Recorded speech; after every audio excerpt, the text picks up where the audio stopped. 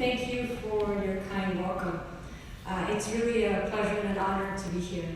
So tonight I'll be talking about climate change, specifically as related to some of the vital signs of our planet, as observed primarily from space.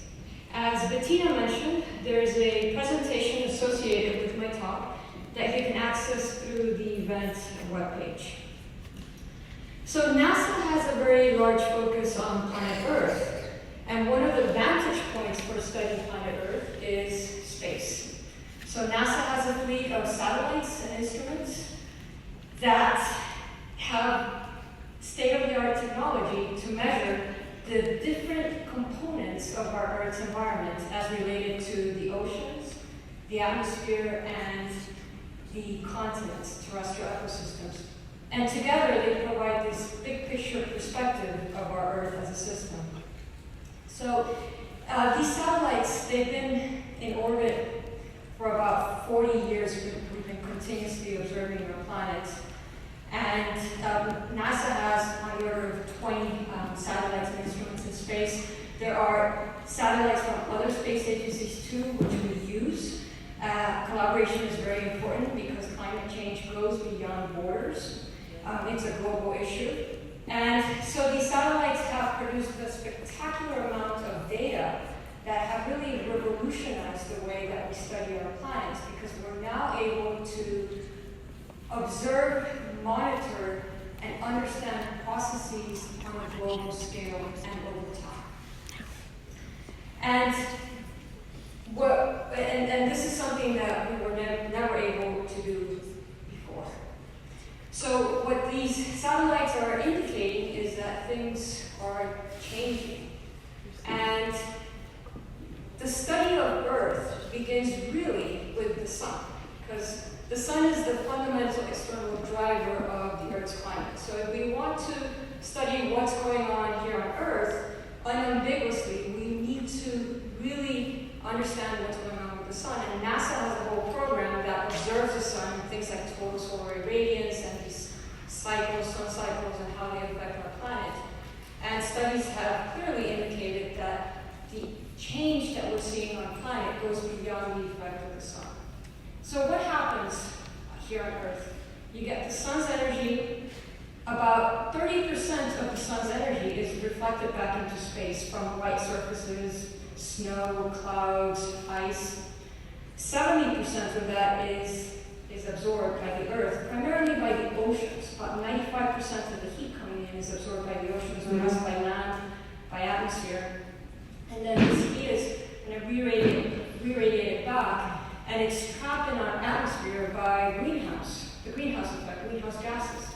The greenhouse effect is a natural effect here on Earth. If it weren't for the greenhouse effect, we would not have a comfortable 15 degrees Celsius global average temperature. In fact, it would probably be too cold for us to live here.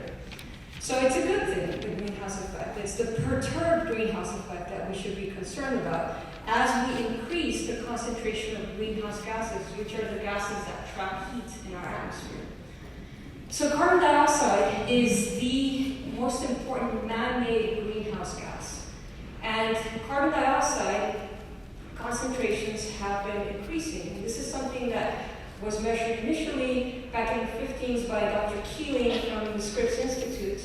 And there have been continuous measurements, and they indicate that CO2 concentrations, atmospheric CO2 concentrations, have been increasing constantly. We also observe CO2 from space, and this increase, so back when these measurements were taken initially in the 50s, it was 315 parts per million. September 2019, 408 parts per million. Okay, so what does this mean? Let's put things into context. We can actually go back in time through ice cores and determine what the CO2 concentrations in the atmosphere were. So for the last at least 800,000 years, the atmospheric CO2 concentrations did not go past 300 parts per million. So we are living really in unprecedented times.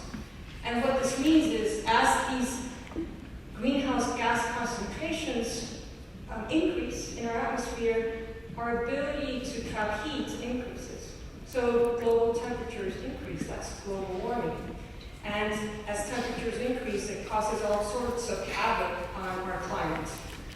So the temperature record shows that there's been an increase of almost 1 degree Celsius in the last century, 0.87 degrees Celsius, that's about 1.4 degrees Fahrenheit. And what's important is to see the entire trend, not the yearly variations. So 18 of the hottest years on record have occurred since the year 2000. And so, what's such a big deal? It's 1 degree. Well, it's a lot, because if you think of raising 1 degree in temperature in the oceans, land, atmosphere, that's a lot of heat that's coming in. And what we're seeing from satellites is that this increase in temperature, we talk about almost 1 degree global average, but it's in fact not equal everywhere. So the land is heating up faster than the ocean. The Arctic is heating up twice as fast than anything else. In fact, the Arctic is ground zero for climate change. And why is this? Well, 1 degree Celsius difference makes a difference between something being frozen and something being thawed. And remember, the poles are the refrigerators of our planet. You've got all of this white surface. So when you don't have any snow, you don't have that reflective surface. You've got the land exposed, and you've got then the surface that absorbs heat. So this brings about a number of other issues up in the northern high latitudes. And that is these areas, a large part of these areas have these permanently frozen soils are called permafrost. And these soils store a large amount of carbon. It's estimated that there's about twice as much carbon stored in these soils than there is in the atmosphere.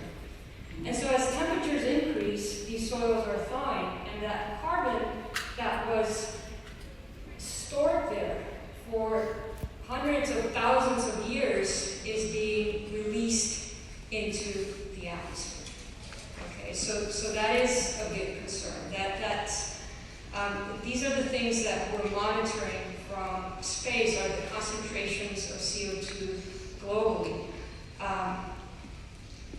We have a large part as well, so these are things that are being caused by increases in temperature, but we're also increasing CO2 concentrations by burning fossil fuels. Again, fossil fuels, this is carbon that's been stored in the ground for hundreds, thousands of years, and in a very short amount of time, it's being released into the atmosphere, and that's why concentrations are increasing so quickly. So what are the consequences of increasing temperature? You've got ice melt. And there's two types of ice. There's ice on the water, and there's ice on the land. So in the Arctic, you've got a floating piece of ice that we've been monitoring for about 40 years from satellites. And there is about a 13.4% decrease in ice per decade in the Arctic sea ice. And the implications of this is not that this causes sea level rise, because this is actually ice that's floating on water. But when you remove that white surface, the dark water is exposed, and then you increase the planet's ability to absorb heat. So that water is absorbing heat. When water heats up, it expands. It's very little, but there's a lot of water, and that causes sea levels to rise. Okay, so that's one part of the ice that's melting. The other part is ice on land. Okay, so when ice on land melts, that water eventually ends up in the ocean, and that causes an increase in the seas, in the sea level. So you've got Greenland and you've got Antarctica. Those are the two giants of stored ice. They hold 99% of the Earth's fresh water. It's stored as ice. Greenland, it's got kilometers of ice sheets, kilometers high of ice sheets. You've got glaciers. They're melting at a very fast rate. So NASA has a large focus in really monitoring these two areas through very sophisticated methods, looking at mass change, using lasers to see how the topography changes. And Greenland is losing ice 6 times faster than in the 1980s. If you were to take all the ice in Greenland and melt it, the oceans would rise by about 7 meters. So that is significant. Greenland is losing about 286 gigatons of ice per year. Antarctica, a little less, on the order of 127. But let's put those things into perspective. It's a big number, gigatons. So that's 1 billion metric tons. You think of an Olympic swimming pool, that holds about 2,500 metric tons of water. So you would need 114 million Olympic-sized swimming pools to match the amount of water that's being lost in 1 year in Greenland. Okay. So that's putting things into perspective. This water ends up in the ocean, causes the sea levels to rise. NASA has been observing sea level change through satellites since the 1990s, and the overall average increase in sea level is about 3.3 millimeters per year. Sea level sea level rise varies from place to place, and there are many different factors that drive sea level rise. But the implications with sea level rise are all of the coastal areas around the world. A large part of the global population lives around coastal areas. In addition to that, there's saltwater intrusion. So there are a lot of implications, especially here in Southern California, San Diego. You've got all of this coastal area that will be affected and is being affected already by sea level rise. So what does the future look like? I've talked about some of the vital signs, and in addition to that, we've got other things that are going on. Extreme events, droughts. Southern California will probably see more of these droughts, insect outbreaks, less snowpack in the Sierras. And globally, you'll see areas that maybe have more precipitation, less precipitation. So you've got all of these extreme events around the world that are a result of climate change. In terms of the future, we have a way to project things into the future using models. And these models can predict the future based on our knowledge of how systems work now. So you can predict or project into the future based on different scenarios. So you can have a scenario such as business as usual, you carry on what we're doing, or we cut emissions by certain different percents. But everything indicates that there is change. There's a lot of energy in the system. So this is like driving a car at full speed and putting on your brakes. You're not going to stop it right away. Even if we stop now, there's a lot of energy in the system. We'll still feel the repercussions of everything that we've done to our climate. But it's much better to stop now when you're going at 60 miles per hour than when you're going at 120 miles per hour. So I think it's very important, this call to action. And the call to action is at all levels. It's from the bottom up, as an individual, grassroots level, community level, the top down. And I'll give you an example of a successful policy story. Probably remember the ozone hole. This was a big issue. Scientists found that there was a large hole in the ozone, and in 1987 the Montreal Protocol was signed so that countries would ban the use of chemicals that were destroying the ozone. And thanks to that protocol, the ozone is slowly starting to recover. And if we project what our planet would look like 2065 without that protocol, we'd see that the destruction of the ozone by 2065 would be significant. So there is positive that can be done. Obviously, climate change is much more complex than the ozone, but there's a lot that we can do. And to conclude and to summarize, the planet is changing. There is no doubt about that.